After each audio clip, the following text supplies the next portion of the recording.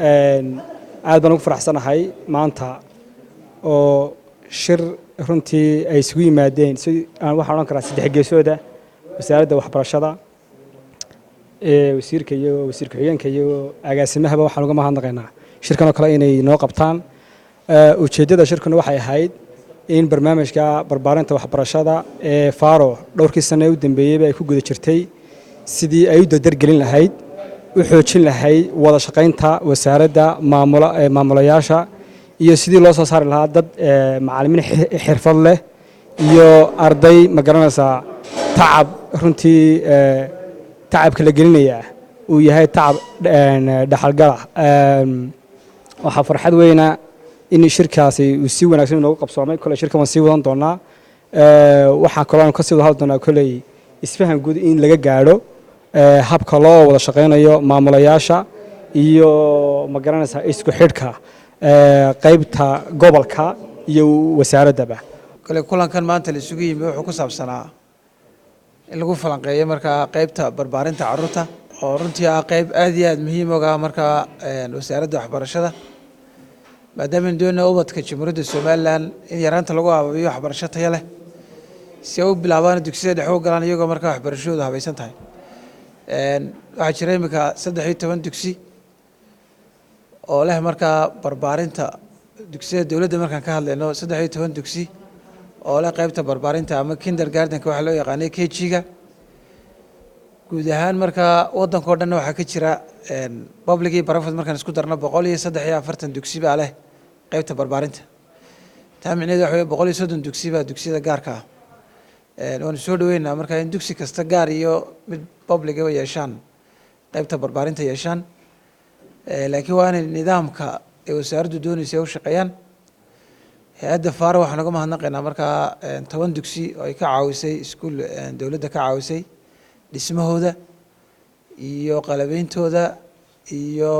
maamulidooda iyo wadidooda marka ay kharash fara badan geliyaan waxaan rajeynayaa inay sii wadi doonaan si heshiiska naga dhexeeya uu sheegayo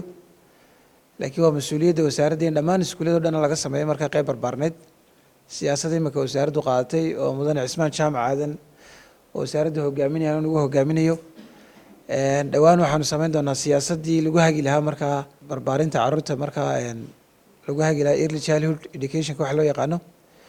waxaanu manhaj u samayn doonaa markaa manhaj midaysan iminka manhaj midaysan ma laha kuwa gaarka loo leeyahay iyo kuwa dowladdu marka la eego manhajyadu way kala duwan yihiin kaasay markaa iminka dowladdu samayn doontaa waxaa kaloo la tababari doonaa markaa macallimiinta ka dhiga dugsiyada KG-ga ama dugsiyada barbaarinta oo inaga caawinayaan markaa iyaguna GB-ga Global Partnership for Education iyaan iska kaashan doona midowga Yuruba dhawaan baa iyaga tababar loo bilaabi doonaa markaa iyagana 6 bilood oo la doonayo macallinkan ubadka lagu aaminayaa inuu yahay dee macallin aqoontii ubadka lagu maamuliyo horta marka lagu daryeelayay marka hore leh shirkana maanta hore dhac wuxuu yahay markaa horta kow iskuuladan jira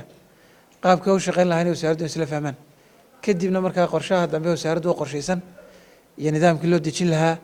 iyo qaabka wada shaqeynaa laga shaqeeyo raxmatullaahi wabarakaatu horta meesha dan caruureed baynu ku haynaa si caruurteena aanu barbaarinaa wey waxay u bartaan oo deetana ha u galaan iskuulkii hoose ayagoo qoraalkiina garanaya akhriskiina garanaya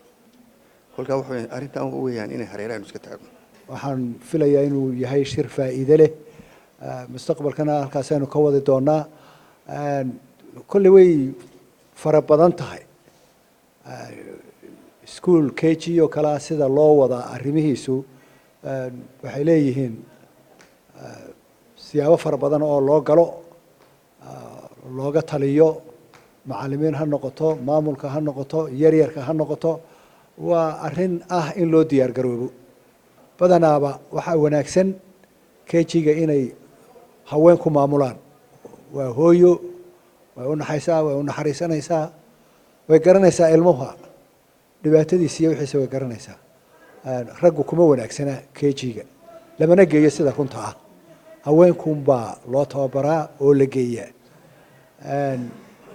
maamulku nin wuu noqon karaa laakiin macallin KG-ga inuu ka noqdo kolley siyaasadda way ka baxsan tahay asalaamu calaykum